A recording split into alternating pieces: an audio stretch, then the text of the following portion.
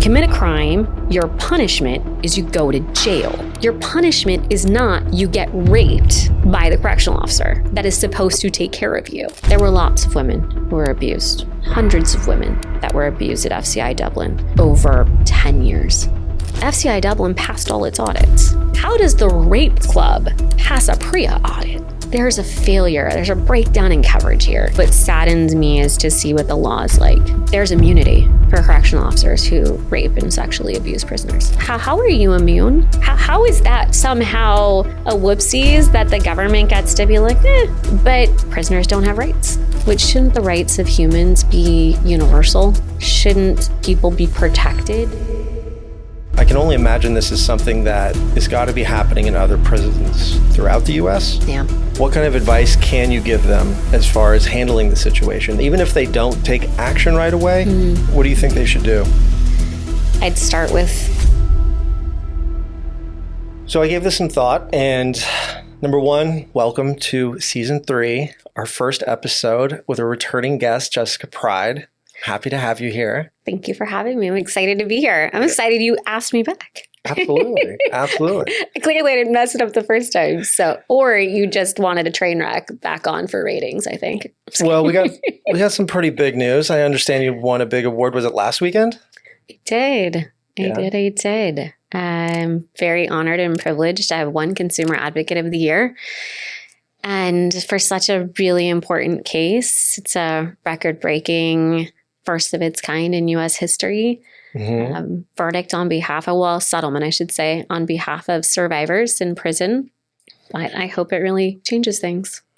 I certainly hope so too. And I think part of a good place to start understanding is because I was just having a dinner last night and I was talking to people and they were like, oh, you work with attorneys? And I said, yeah. And I said, what different types? And I was telling them about today's recording, and a woman says to me, she goes, there's sexual assault attorneys? Like, that's all they do? And I was using like, well, it's like, you go to see a doctor about certain things, like whether it's, they work with cancer or they work with different parts of the body. And yes, attorneys have specialized and diversified. So can we go back to like maybe all the way back to even when the first time I really met you and started talking to you about how you got into this area of practice, because it is extremely specialized, and I didn't really remember hearing about sexual assault cases 20 years ago. And then, there was the pre-sexual abuse. Where was the genesis, would you say, of the practice area? So, God, I've been doing sexual assault cases and child sex abuse cases for, I'm going to date myself now, a good 20 years. Oh. I'm sorry I've been doing this work for so long, because I keep saying, as you know, I've said, I'd love to not have a job and do this work. But unfortunately, it's been needed. And yes, I only do sexual assault cases. One, because it's specialized, and I think we provide a better product when you're really looking at litigation through a trauma-informed lens. But two, just because we're so busy. We used to diversify and do PI cases, car crashes, dog bites, slip and falls. And we just had so many sexual assault cases. And it's the stuff I love and passionate about. We just thought, we're just going to do that. But I started, 20 years ago, I got my first case. And it was one of those moments where I realized this doesn't feel like work. I'm actually really passionate about helping survivors. And I was able to, I did a lot of philanthropy. I've always done, I was a big brother, big sister for a long time. And then after that, I did Make-A-Wish. Then I went to volunteer at our local rape crisis center. And so it was an opportunity to take my skills as an attorney, as an advocate, and then to help survivors and marry the two. And so it was kind of like a beautiful thing was born. Sounds like it turned into your calling. It 100%. It was like all things in life. I was meant to do that. And it definitely is something that fuels my passion, is something I'm excited about. And I've been really happy to go on this journey and to think about how to practice law differently. I know when I talk to you, God, we've been working together for, it's got to be 15 years.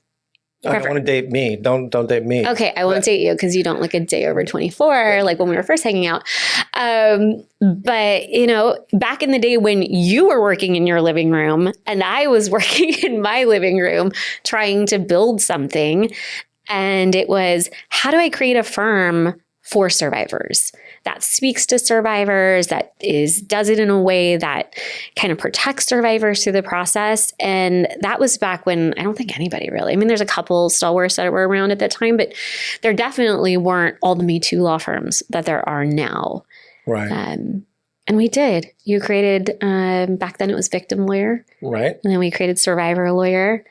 And it kind of just grew from there. And remember, we sat down and we even thought about colors. Like, what colors we don't want it to look like a law firm website. Exactly. Because that'd be the worst. Because who wants to hire like that person? And so what makes a survivor feel welcomed and feels like we get it and we care. And we realize that justice is more than, most of the time, it's not about the money. It's about holding someone responsible. And for a survivor to hear, it's not your fault. Like, it's not your fault. And we're here to help you. So I think we've come a long way. We've come a long way from what we created from our living rooms to now we've got offices with tons of employees and it's thriving. You've created a safe space. I remember it's not your fault was one thing that we had written down, but also we would say internally in the office when we meet around, be like, how are we creating a safe space in a web? And that was nothing we've ever really considered before, and how important it needed to be. Yeah. And now people are copying us. Now they do. I guess copying is the ultimate form of flattery. But yeah, I'm surprised sometimes when I actually, see people are actually paying for ads. So when people Google my name, it actually, they pop up on the banner on Google, or how people have actually literally taken our entire site and just copied it. And you're like, wow, could you at least come up with maybe some of your own ideas?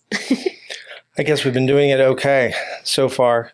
Yeah. So getting into talking about, and how should I refer to it even? Should I refer to them as prison cases? Should I refer to them as, incarcerated individuals, incarcerated survivors? In the class of cases, right, they are prison cases. But I think if you're going to ask a survivor what they want to be called, it's really particular to survivor. Some survivors see themselves as victims. Some survivors see themselves as survivors. And then other people don't want that word survivor because it somehow anchors them. And so they like the word thriver. But I always let each person gets to choose where they are on their journey and what title resonates for them. We're just here to guide them on their journey to justice. So let's start with going back to how you heard of the first case. And I want to focus on California for a moment, but I know we got to talk about beyond California at some point. Yeah.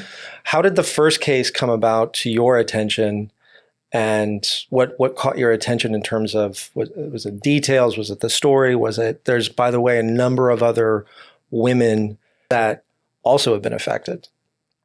Yeah. So I got the first call at FCI Dublin about the abuse that was happening there through a phone call. And a woman called the office. She reported that she had been incarcerated at FCI Dublin. She was currently at that time in a halfway house. Mm-hmm. So she felt like she had a little bit of freedom from the trauma and the retaliation that she was enduring in FCI Dublin, where she felt safe enough to at least pick up the phone and call me. She told a story that while she was there, a prison guard took a liking to her and then was her boss at her job that she had while she was at FCI Dublin. And then during her shift, he would ask her to go into the recycling bin, which essentially it's a big metal Conex container. Do you remember, I don't know, sometimes schools have them, those big metal containers on the end of the playground where they put all the, balls and all these things. Well, that's what they did. They used one for recycling. They also used some for outdoor activities and put supplies in there. And so he would have her go into the Conex box and there were no cameras in the Connex box. And there's generally not cameras in the Connex box at prisons, which there should be, because they are definitely a location where abuse happens. And then he would have her go into the box and he'd rape her.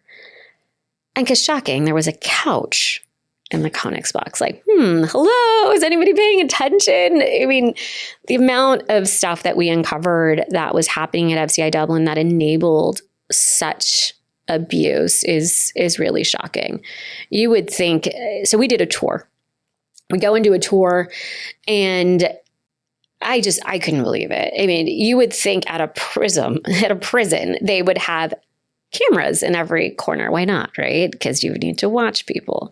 No, they didn't. And half of them, and the ones that they did have, half of them weren't working. And then they did go to a central command unit, but no one was watching the cameras. So this was a situation where if something happened and it happened to be in a location where there was an active camera, then somebody would go back and watch the tape and say, okay, did the fight happen or what happened? So it really wasn't a system to monitor the inmates, nor was it a way that they could monitor abuse and prevent any type of abuse. But what we know now at FCI Dublin is that they weren't trying to monitor abuse, because everyone from the warden to the chaplain were in on it, including the PREA rep.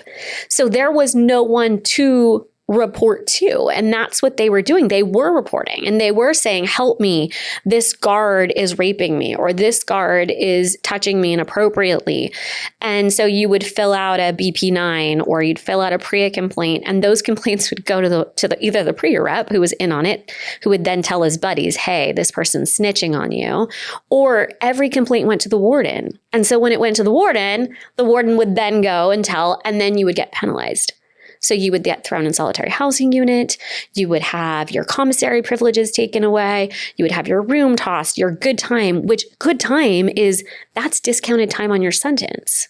Imagine losing months of time, being forced to stay incarcerated for months more because you asked for help.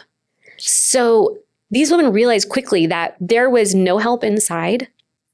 And so then they started on a letter writing campaign, and they started writing to Senator Speer, to, all these different senators in California and outside, also saying like, help me, help me, help me. But I mean, public officials get tons of mail complaining about all kinds of things. And the stories were, fantastical. You thought, is this really happening? Because when I talked to the first client, I thought, well, this is horrific. This can't really be happening. And she goes, no, it's not just happening to me. It's happening to everybody. And I was like, okay, come on.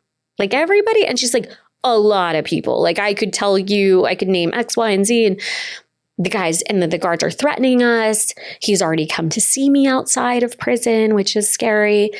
And so it came kind of into play was like, you need to talk to FBI and OIG, which OIG is the Office of Inspector General. They're the police of the police. She did. And thankfully, the U.S. Attorney's Office decided to prosecute. And it sounds like a systemic failure where everything is already bad. And I didn't understand until this conversation that the retaliation part of reporting it would even make it worse, and especially the taking away of that, did you call it good time? Yeah, you have good time. So they took away their commissary privileges. So the reason why commissary privileges are important is that you need to realize that when you're in prison, it's not like, first of all, it's not like a hotel. This is the worst hotel you could ever stay at, where they didn't have hot water sometimes. They had cold water only. So it's Northern California. It gets cold up there. And you got to take a shower in cold water. On top of that, they had the worst black mold problem. So now you're coughing. You have horrible respiratory infections and issues because they've got black mold. They didn't have enough heaters in different areas and locations. They didn't give them blankets to keep them warm. The food half the time was rotten. There were so many other poor living conditions that they had to endure. But their shower, for example, didn't come with shampoo and conditioner. There was this one kind of all-purpose kind of chalk soap, but it's not something you'd want to wash your hair with. So if you want shampoo or you want conditioner, you have to buy it from commissary. If you want to have detergent to wash your clothes, you have to buy it from commissary. If you want to eat tuna, let's say they have packaged tuna because you don't want to eat the rotten, like maggot-filled meat or mystery meat, whatever they're serving, you have to buy it from commissary. But what happens when they take away your commissary privileges? Now you can't wash your hair. Can't wash your hair. You are cold because if you need a blanket, you have to buy it from commissary. You want to have sweats, extra pants, commissary. But then when they penalize you and they then will toss your rent, they call it tossing your cell because they think you have contraband, they take all your stuff. So then all of a sudden they throw, or if you get thrown away, you get sent to the SHU, they get rid of all your things. The SHU? Solitary housing unit, which is just an ultimately terrible place for any human. And there's a reason why people go mentally crazy when they're stuck in the SHU for too long, because literally, I mean, the cell is smaller than this room. It's 23 hours a day in solitary with no light and literally the worst fluorescent lighting you've ever seen. And it's all metal. And you know, it's a tiny cot with a tiny little shower and a toilet. You could do all the things while you're sitting in the toilet. You could like touch your bed. I mean, this is like very small. There's not even enough space. Like you're not doing exercise in there. And then for 1 hour a day, you are let outside into the equivalent of what is worse than a dog kennel. It's just a cement pad, a 5-foot cement pad with barbed wire all around. You don't get a ball. You don't get anything to like a jump rope to play with or something. And interesting, when we visited, there were little squirrels that came to like see us. And I asked the person giving us the tour, I said, why are they? And they said, that's their friends. That prisoners would save like crumbs of their food and would give them to the squirrels because that was the only contact they had all day. And so the squirrels actually became somewhat domesticated. But can you imagine if that was one thing you look forward to every day, was going out to sit on the pad to feed crumbs to squirrels?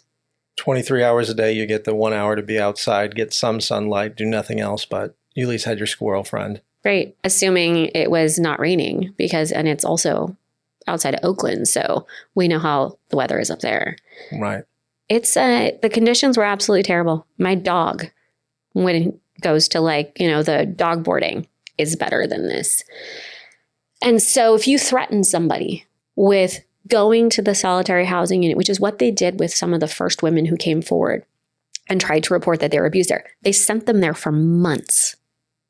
And the one woman that everybody talks about, all my clients talked about, she literally went crazy after 3 months, cracked out, never came back, lost her sanity. Something in her just broke. And now she is, for all intents and purposes, kind of schizophrenic. And so the women looked at that and went, I don't want that to happen to me. And if they take away my time or add time onto my sentence, I'm never getting out of here. I'm never getting out of here. I'm never going to see my family again. And I don't care what people think about incarcerated people. If you commit a crime, your punishment is you go to jail. Your punishment is not you get raped by the correctional officer that is supposed to take care of you. That is completely unacceptable. It's inhumane. There is a reason why in the United States of America that is illegal. Inmates cannot consent. I don't give a shit what people think. Oh, well, she probably wanted it or she complied. You can't. You can't. There's an imbalance of power. How can a woman say, yes, I want to engage in whatever sexual activity with this person if that person controls where I get to go, controls how I get to eat, controls if I get a blanket, controls if I get to get out on time or not, or get out early? You can't consent. And then what if you change your mind? Where are you going to go? You going to leave? You're going to be like, hey, leave me alone. I'm going to go home this weekend and think about it. No, it's illegal. It's illegal. And people need to understand that prisoners cannot consent.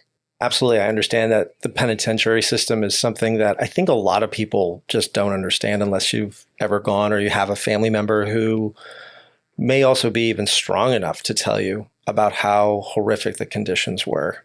They're not a POW, right? They made a crime and this is their punishment. if it's happening in FCI Dublin and it's happening in some other prisons in California, I can only imagine this is something that has got to be happening in other prisons throughout the U.S. Yeah. Unfortunately, I think it's an epidemic that has taken over the prison system. What I've noticed through these cases and now representing prisoners across the country is that, like we saw with Catholic Church cases, like we see with schools, when BOP found out it had a bad correctional officer, instead of terminating them, what'd they do? They moved them. It's the term we call pass the trash. Mm-hmm. So they just moved that correctional officer to a different facility. And then what happens when you think they got to that facility? Well, then they sexually abuse people there. And, with FCI Dublin, they also shut that prison down, which is amazing. First prison that's been shut down because of sexual violence and all of the trauma and stuff that was happening there.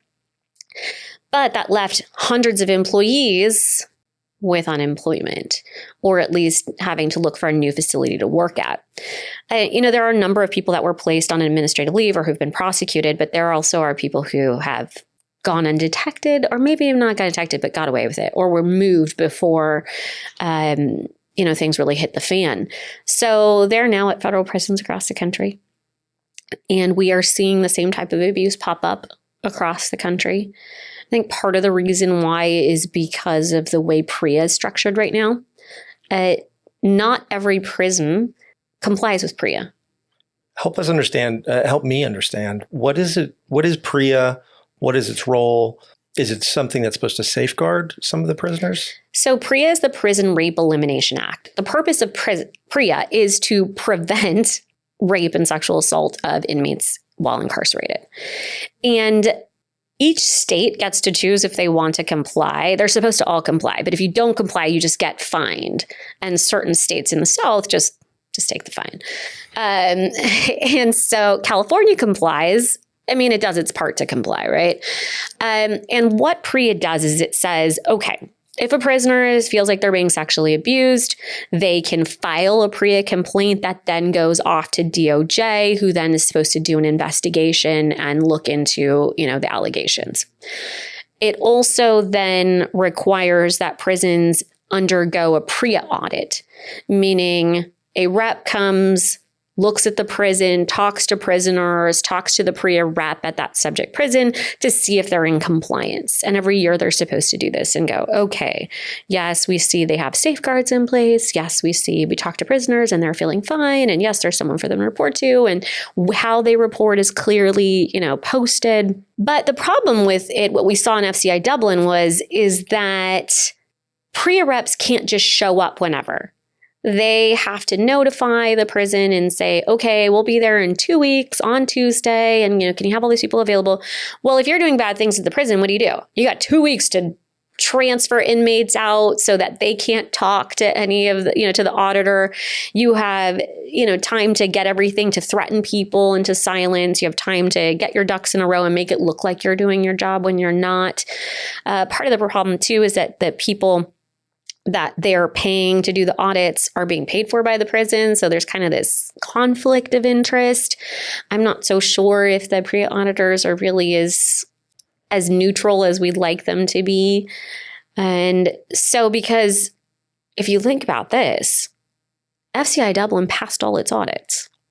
Good job, buen trabajo, like flying colors, here we go. And that was the farthest from the truth. I mean, it literally has been termed the Rape Club. How does the Rape Club pass a PREA audit? There's a failure. There's a breakdown in coverage here. So I really think that PREA had really great intentions. I do think that there are some good things in PREA, but some things need to be adjusted. And I think that all prisons need to comply. I think there need to be independent auditors who can come in whenever they want without advanced warning. I think that the auditors shouldn't have some kind of protections, that they're not worried that if they say the wrong thing, that that's going to affect their job or future, audits. There also has to be a system in place of laws that hold people accountable when they do commit crimes. And what we're seeing is that the laws in, let's say, California in the Ninth Circuit are much better than, let's say, down in Alabama in the 13th Circuit. And down in the South, I mean, there are some laws that just it makes my blood boil. And I can't believe in this day and age in a civilized society that there's actually a case that down in the South that says there's immunity for correctional officers who rape and sexually abuse prisoners. How are you immune? How is that somehow a whoopsies that the government gets to be like, But prisoners don't have rights in certain circuits and jurisdictions. So I think it's a job for lawyers to fight the fight, for us to put judges in place that understand human rights and that care about human rights. You know, it's not just going to be one thing that changes it. I think people need to realize, and I think people probably listening to this understand the importance of having fair and equitable judges. What happens if it's just like with sexual assault? It's just with child sexual assault. Like when a child comes and tells you about these things, it's important. It's time to listen. It's time to ask more questions. It's really time to let's hear it out. Right. So what would be the type of advice to give someone if a family member hears from an incarcerated family member that they are being abused? What kind of advice can you give them as far as handling the situation, even if they don't take action right away, but maybe they choose to? What do you think they should do?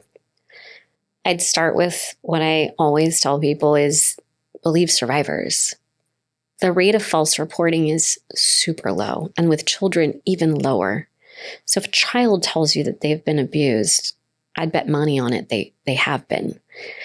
And with adults, that's the same thing. Start from that place. Believe a survivor when they tell you they've been abused, and then get some more information. Here's the problem.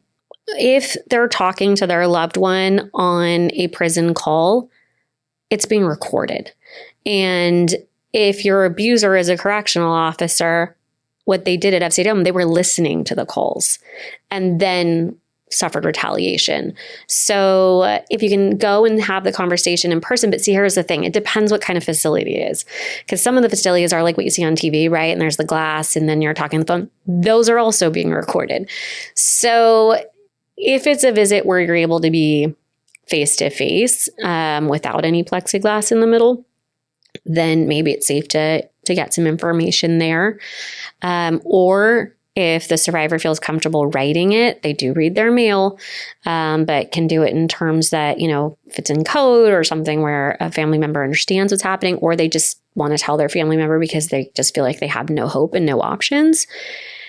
Then I would say gather the evidence. The incarcerated people, depending on what type of facility they're in, if they're in a federal prison, they can file a PREA complaint that should go to DOJ and start an investigation. However, I will tell you they are so backed up, thousands of complaints. It may take months, years for them to get to them, which in the meantime, someone's still being abused. You can file in a BP 8, 9. Those are complaint forms within the prison. If the prisoner feels that whoever's there, like SAS is usually who does the investigations, but sometimes like in Dublin, SAS was in on it. So in those circumstances, then contact a lawyer. And so we have a lot of family members who contact our office and say, this is what my family members reported. They're saying all of these things. What do you think? And then we can give some advice as to what the family should do. And if we are interested in taking the case or learning more, we can set up a prison call, a legal visit, and then those calls aren't recorded. So because of the attorney-client privilege, then survivors can feel at least a little safe. They feel safer or have the confidence that what they tell us is between us. And then we can go and issue complaints, call OIG, do other things to help them. Another thing too people did with FCI Dublin was they wrote to their, to their politicians in their area. And we know in California, Senator Speer was wonderful and believed survivors went out there, demanded to be able to go into the prison, demanded to be able to see, and demanded change. So there are some amazing. Senator Ossoff's office did a investigative hearing and looked into all of this with Senator Booker, and they are wonderful champions for human rights. And it doesn't matter what side of the aisle you sit on. These are human issues. These are issues that affect everyone, and how we treat our most vulnerable population says a lot about us as a society. And so I think it's important that we remember that, and remember that being abused is not part of someone's sentence. It's actually inhumane treatment. It's cruel and unusual punishment. That's what the law says. Yeah, it sounds like the prison system is, as you have enlightened me now, inherently it has all of these kind of security layers to enable the guards or people who may oversee the guards to have this behavior continue. And the prisoners also know that everything's being recorded. So it seems like one of the best things to do, besides A, believe them, to do something about it, see if you can speak with a lawyer, to set up an attorney-client private call. Yep. Or file a complaint. In filing a complaint, and some education back to also the prisoner, giving them some hope. I mean, we don't know that any of the prisoners even know or are aware of what's happened. Right. Hopefully some have. And they exchange that information. I had a prisoner. I actually went to the South a couple weeks ago and visited an inmate. And she said she actually saw me on the news from her prison cell. She saw me on the news talking about Dublin, and it gave her the courage to call, because she said, wait, you actually can do something about this? You actually can stop this from happening? You can help me? And I mean, she cried when I showed up, and she's like, I can't believe you came, and I can't believe you're going to try and help me. And the phone has been ringing constantly since people found out about FCI Dublin. All the lawyers that were involved have said the same thing. We are just inundated with cases right now from abuse that's happening all over the country. It's really sad. Now that exactly what you're saying, the FCI Dublin, the word is getting out, people are understanding better. Can you share, this is a two-part question. I was wondering if you could share if there's anything that surprises you or saddens you about what more you are learning about outside of California? Yeah. I would say what saddens me is to see what the law is like in the South. Prisoners have less rights there than they do here in California, in the Ninth Circuit, or let's say in New York. Which, shouldn't the rights of humans be universal? Shouldn't people be protected no matter where you are at in the country? Because survivors don't choose. The inmates don't choose. They're not like, hey, you know what? I think I want to go to Aliceville. No, the prison system decides where they're going. If you're lucky, you get, you would have got Dublin, or there's another prison here in California. But if you pull Aliceville, that's like, oof, that wasn't the choice I would pick. It is not good down there.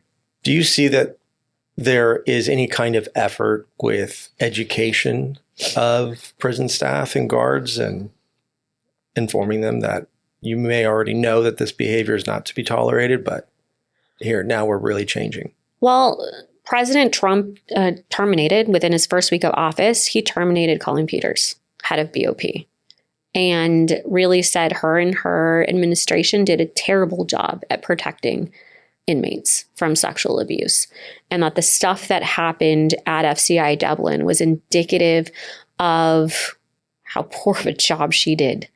And he and his administration have vowed to do better.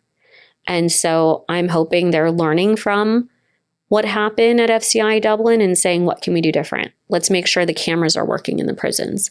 Let's make sure that the reporting process is clear. Most survivors didn't have access to, PREA complaints. And so it should be a drop-down menu in their core links, which is their prison email. That should go straight to DOJ or OIG. What else can we do about training? What can we do about investigations, and how do we clear out the backlog?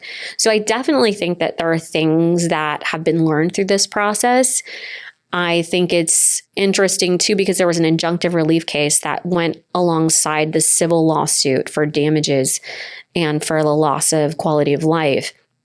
And in that injunctive relief case, they were wonderful, and they had an amazing team of lawyers that worked to stop the abuse and to make sure that the mold was remediated, to make sure that, to try and stop the retaliation. But what's shocking, you had said, like, what shocked you through this? I was shocked that even after we got involved, even after there's all these lawyers working on this case and there's a spotlight and Senator Ossoff's office is doing an investigation and you've got all these things happening, that, they fired the old administration, they put in a new warden, and he had his whole new executive team, and then they continued to retaliate. When we would go in to see our clients, after we went in to see them, they would then retaliate against them and toss their rooms, tell them terrible things. They cut off their access, meaning they then weren't allowed to communicate with their families. They weren't allowed to have access to commissary, and they made it about, security issues or some nonsense. And it was so bad that then those people got fired. So they went through two different, management teams. And it was finally to the point where Judge Gonzalez-Rogers, who was amazing on these cases, said, I'm appointing a special master because you guys can't get this right. So I feel like I need to have a special master there on property, on campus, to watch you, to make sure that you are following the judge's orders, that you are actually not continuing to retaliate and to sexually abuse people. Because there were people still, after we filed the lawsuits, that were still getting sexually abused. So when that happened, BOP got pissed and they were like, absolutely not. You don't get to babysit us. You don't get to be here and tell us what to do. And they filed a motion to try and stop the special master. And the judge came back and said, oh no, you don't get to misbehave like that. The ruling stands. So then what do you think BOP did? BOP came back and said, well, then we're shutting down the prison. Sounds like a kid who didn't want to play anymore, and then goes, well, I'm taking my ball and you don't get to play with me. Right. I'll teach you to tell me what the rules were. So they shut down the prison. So just because they didn't want to be watched anymore. And if you had nothing to hide, if you were going to follow the orders and do your job, why do that? Well, they came back and said, well, we can't do our job effectively with the structure we have. And so we're going to have to rethink the whole situation. With the oversight. And since then, now they've just said, well, we have no intention of ever opening it back up. Do you think it's good? It may have gone that bad at this stage in terms of institutional accountability to have something like that happen. So you can identify a pattern down the line of this prison is now doing the same thing that Dublin was doing, and we know how that turned out. Do you think that may be something that could be used to the advantage? Here's the thing. Prison reform is expensive. So are lawsuits. At some point, they're going to go, we just got to do prison reform, because if not, the lawsuits are going to keep coming. And I do want to say, I know we're kind of beaten up on the Bureau of Prisons right now, but there are a lot of men and women who work for BOP, who adhere to the law, who have dedicated their lives to, keeping prisoners safe, to getting up and doing their job. And so for those people, I thank them. There are a lot of amazing people. It's just like lawyers, right? There's always the bad apples.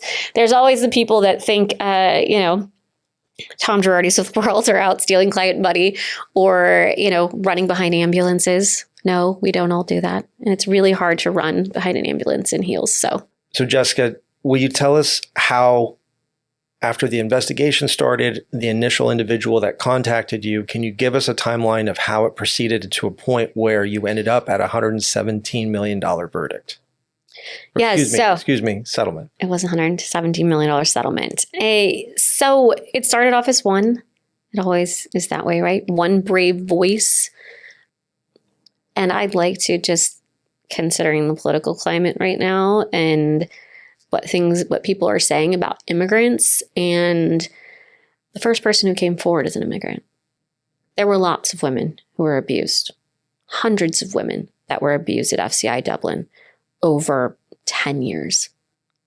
Do you know that it took one little immigrant woman to come forward and use her voice and call me? And that's what started to topple the dominoes. So when you think about the courage that it takes to come forward, also when you're potentially facing deportation, you have no support system. I'm always in awe of survivors. And this woman deserves so much credit. And because her perpetrator was terrible. They're all terrible, but this one was particularly terrible. He literally threatened her, showed up at her parents. Her mother was still here. Went to her mother's, threatened her mother, tried to give her money, all kinds of stuff to silence her. So we filed her case 3 years ago.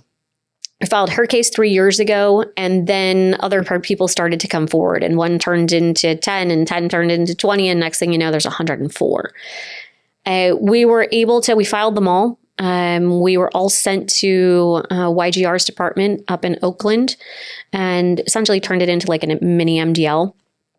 And then we started the litigation process, and we decided to then go to mediation to try and resolve them. We were able to reach a global settlement of $117 million, after which point we then went on to an allocation process. So retired Judge Gail Andler as well as Rhonda Trapp both served as allocators. They interviewed 104 women in a month's time, which was amazing, and then made a determination as to how much each woman got. So I know it's seen in the news, some people are like, oh, everybody got roughly $1 million. No, it didn't really work that way because it was based on the type of, some people were touched in the shower versus some people were raped and sodomized. Obviously, the woman who was raped and sodomized, she got the most money. She was $1.6 million, which that is to date the most any woman who's ever been raped in prison has been paid. Before that, the woman who got the most was 1.2, and also a horrific story. So we were able to at least raise the limit or the ceiling, so to speak. And then it kind of went down from there for women who were they were looking at them in showers, things like that. It's a remarkable settlement if you think about it for survivors. Do you think there are going to be more? Unfortunately, yes. There is still more. There were a lot of people who were quiet, people who we talked to during that first round who didn't feel comfortable or safe coming forward. Now, having seen that the Attorney General had to sign off on this and did, and they actually then paid. A lot of people were worried. They have zero trust or faith in the government. So it's one of those things I'm not going to come forward to say anything because even if they tell me they're going to do something, nothing changes. And then they're going to screw me in the last minute. And the clients are really worried because, with the government, it takes forever for anything to settle. So we reached a deal in July of last year, but the Attorney General didn't sign off on it until December. And then, we have to work through payment and all that stuff. And so I can't tell you how many clients were like, they're going to change their minds. This isn't really happening. They're going to take it back. Or I'm going to get stuck in prison forever, or they're going to send me back, or whatever it was. And it was a challenge. It was a challenge to say to them, it's okay, you're safe. And so once things became apparent that it was actually going to stand, there's a wave of people who've come forward. So we now have a lot of people who've come forward in round 2, we're calling it, for FCI Dublin. We also then, that sparked people to have the courage across the country to come forward and talk about the treatment they went through. There's people at Chowchilla. As you know, there's a big Chowchilla litigation going on in California. That's a state prison. Honestly, I feel like all the prisons right now are having problems. I'd be better off if you asked me which ones are safe. Maybe I could pinpoint those ones. It's like asking me which psych ward would you send a loved one to? None. Let me ask you a question about President Trump firing the head of the Bureau of Prisons, yep. BOP. Do you believe that firing is related to the settlement? Yes. And his press release said it was. So that's making change. It is. Let's hope this next person is better. You have an amazing opportunity. Do the right thing. So there's another type of case that you've been handling, I think, for at least the past 8 or 10 years, to my knowledge. Can you explain a little bit of the background on that? That is one that most people, when they hear the subject matter, people are just left absolutely aghast at the idea of it. Yeah, unfortunately, when you think about survivors, predators like people who are vulnerable. That's why autistic children are sexually abused at a higher rate. People in psych wards, prisons. But the other one is therapists, either a therapist office or we see a lot of rehab facilities, especially high-end ones. And California is known for it, right? We've got everything from Betty Ford to all these fancy ones in Los Angeles. And you send your loved one there who is at the lowest point in their life where, they're battling addiction or they're, going through divorce or whatever it is. They lost their job or they just, they had they just hit the bottom. And you go to someone for help. And you go into this room where you're there looking for advice and assistance. And then that person takes advantage of you and makes everything worse. So imagine taking that trauma, then you pile on sexual violence on top, and now where do you think that person is? They're just... Must be devastating. I can't think between when you look at prison cases and some others, I'm not saying any of them are justified, but 100% someone at their lowest point seeking help. I mean, we've heard Paris Hilton's story, I believe, is mostly involved with schools. Yeah. Well, her parents sent her away to a facility for troubled children. Mm-hmm. There are facilities here in California as well where we've sued multiple times for teens who, just an honorary teen, maybe got into drugs, run away from home. Parents try to do the right thing and put them in a facility and then they get abused there. But, you then take that trauma and make it worse. And what we know about children is that a lot of times children who act out, there's something going on at home, or they're victims of child sex abuse, or there's something underlying. Kids don't just decide to act out and do terrible things. I mean, some have mental health issues, but normally if the child doesn't have a history of mental health issues, something's going on. And mom and dad should say, why? What is going on? Let's talk to our children. But sometimes it's not in their bandwidth. You never know where people are, the way they grow up. We both have kids, and mine didn't come with a manual about how to parent. I sometimes wish they did, because I at least would be like, that's why. Do you think we're parents figuring it out on the fly? Yeah. Do you think parents may often blame theirself first? Sometimes. I mean, I've had parents who've come in once they've realized their kid was, let's say, molested by a teacher at school, and they feel like, my kid told me they didn't want to go to school and I forced them because I thought they were just being dramatic, or God, I know that he started acting kind of weird and was like isolating, but I feel so bad. How could I let him go to school? Definitely, I see that. But I also see the parents who are just so overwhelmed with life. And you have to remember, maybe they were abused as children.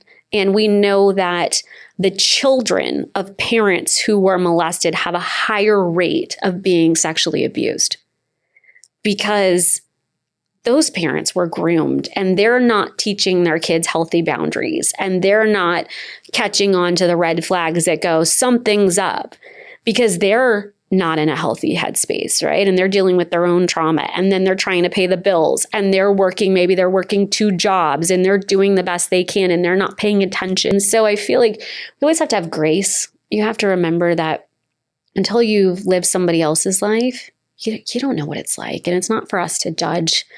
What we're here to do is to make sure that people who do commit crimes and sexually abuse people should be held accountable. And what can I do within my power to create change? What do you wish people understood more about the legal process for sexual assault? Do you find that there's confusion? I would say survivors are still confused. They're confused. I can't tell you how many times I get a call and they're like, wait, I thought the criminal defense, or I thought the criminal prosecutor was doing both of these things. Okay, no, they're 2 different systems. There's a criminal justice system and then there's a civil justice system. And you need a lawyer for civil justice. if you come forward and tell the police and the prosecutor decides to pick up the case, you don't have to pay for a lawyer. A prosecutor does it, but you're not the client, right? You're just the star witness. Civil lawyers, you actually need to go and hire a civil lawyer who works on a contingency basis, so it doesn't cost you any money up front. But then that person gets you money for medical bills, counseling, therapy, loss of enjoyment of life, the quality of life as a result of what happened. And more accountability too. And more accountability, because through that process, a lot of times we can say in a settlement to schools, hey, well, now you have to institute some new training. Hey, we sued a psych ward. And because of that, they now segregated their psychiatric ward. What people don't realize is that actually the standard of the community is psych wards are co-ed. Imagine sending your mentally ill loved one, let's say woman, there, and they dope them up right when they come in because they're usually manic. And then within the first usually 24 to 48 hours is when someone's sexually abused. And you get a male patient down the hallway who's a repeat offender. He's probably mentally, let's say that person's actually schizophrenic or something, but we know that mental illness comes with hypersexuality is usually one of the symptoms. And they do 15-minute bed checks, but they know that. So they do the bed check, wait, and then they run into the other room and rape the other person because they're short-staffed and people aren't paying attention. And so I guess what do people not realize? You got two different systems. The other thing I think people don't realize is that, and we've talked about this so much and people are shocked, and I'm always like, criminal justice, the percentage of perpetrators that actually go to prison for their crimes, depending on where you're at in the country, is 2 to 5%. That's terrible. Those are terrible odds. But does that mean you shouldn't come forward? No, I think you should still come forward. I think you should report the person, even if you know that the odds are that they're not going to actually prosecute. You put their name in their system. They get put in CODIS so that, because repeat offenders, most predators are repeat offenders. They offend and offend and offend until they get caught. And so maybe the person isn't going to go to prison for what they did to you, but then they're going to do it again to somebody else. And then maybe that now triggers it. And then he will, or she will, or they will, for what they did to both people. So I still think it's not a hopeless effort to go forward to the police. It's empowering. Yeah. And you get to use your voice. It's still scary, right? Yeah. Which is why you need an advocate, I think, by your side to be there with you and tell you what your rights are. But then the civil court, we got super high odds. Sorry to back up, but yeah. So the message, part of the message at least, is even if the evidence is weak, it's what she says versus what he says, and the prosecutor isn't really putting on a strong case, that doesn't mean you still shouldn't come forward and speak with someone who is a civil litigation attorney to at least inform them also this is what's happened, what's going on. Yeah. I mean, I think you should do both, but honestly, truthfully, it's up to a survivor. I don't get to choose. It's their life. And I support whatever decision they want to make. But I think they should call the police. So there's actually a report made, and then call a civil lawyer and talk to them, see what your other options are. And sometimes it's not just criminal or civil. There's other options. There's, let's say, for massage therapists. Unfortunately, that's a huge booming industry for sexual predators, is because why? You go behind the closed doors in a room, you're naked, they're massaging you, and then, something bad happens. And so you can report to the California Massage Board. That's a third option. And guess what? They'll do an investigation. And if they find that that person sexually assaulted you, they lose their license. Then they can't work and hurt other people. So that's a great third option, which what the California Massage Board does is completely independent of what, let's say the police do. They usually communicate, but just if the police department or the DA's office chooses not to prosecute, doesn't mean that the massage board's going to go, okay, well, because they didn't, I won't. They still will. And at least filing the complaint, if they have a pattern of complaints. You got it. That'll help. It's all about notice. Yeah. Notice. Put people on notice. There are bad people out there. We need to notify people. California has amazing protections too for survivors who tell their stories, so that they won't be sued for for defamation. So, putting up Yelp is a great thing too. We actually, in cases, when we're looking at whether we're going to take a case against certain, we read all the Yelp reviews. Did someone say, I got abused at this place? Guess what? Witness number 1. we look for those things, and we also use it as notice against the companies, because we'll say it's negligent to not monitor your Yelp reviews. That's very interesting. So you had someone come forward, and then when you went to look for witnesses, you were going through the Yelp reviews. Yeah. Which are public right there. They have an account. They get a notification. Yep. Or Google reviews. It's exactly right. And then we say, like, we just had a case right now we're litigating, and there were terrible Google reviews that said, don't go here. My wife went here. She was abused. This guy's a creeper. And it was, a year before. And we said, well, what did you do? We deposed the person, and I had head of HR and head of the marketing department. What did you do when you read this review? Oh, we didn't read it. Or do you get a notification? Yes. So you got a notification that you got a new review. What'd you do with it? Oh, I sent it on. You sent it on. Then I say, well, the person who got it, what did you do with it? Well, we didn't do anything. So you didn't do an investigation. You didn't think that for the safety of your patients, that you owed them the duty to at least just look into it. Oh, well, we asked the doctor and he said he didn't do it. And you thought that was enough? Well, yes. How stupid they look. What do you think a jury's going to think when they knew that some woman made a complaint and they asked the doctor who said they didn't do it? But guess what? They never even went and asked the woman. They never even called their patient to say, tell me what you saw. Tell me what happened. Or maybe the employees that were working with the doctor in the office that day. None of it. Already see it. How reading Yelp or Google reviews can prevent sexual assault. Yeah, there you go. Let's transition for a moment over into, people talk about sexual assault, sexual harassment. I feel like they use it a little bit interchangeably. Yeah. And there's a clear delineation between some of it, but not all. Right. So sexual harassment is sexual assault, but it's in the workplace. So under the law, we call sexual assault that happens at your job sexual harassment. Sometimes people think it's like a misnomer. They think sexual harassment is just verbal things, saying something inappropriate. Hey, I like the way your butt looks today, or something nonsense. But it actually involves also the physical touching. So it encompasses everything. And it's illegal, in California. And even though the EEOC right now, federally, is no longer doing investigations into discrimination as of right now. What's the EEOC? So EEOC is the Equal Employment Opportunity Commission. It's a federal agency that is supposed to, if you feel like you've been sexually harassed at work, you can make a complaint to them. And then what would happen is they usually would then do an investigation into the alleged conduct. However, President Trump has recently announced in the last week that the EEOC will no longer he has halted all investigations into discrimination. All right, and sexual harassment is discrimination based on sex. So in California, thankfully, we still have CRD, which is the Civil Rights Department, which essentially does the same thing, but on a California level. So there still are government protections for people who've been sexually harassed. But you have to remember there's also the law. And the law says it is illegal to sexually harass a woman, man, person at work. I can't imagine what that must be, just to hear all this stuff, these stories, and absorb them and work in them and wake up and think about them at 4 a.m. You know what I think? I think I better never go to prison, because if I ever went to prison, I don't know that I would survive. No.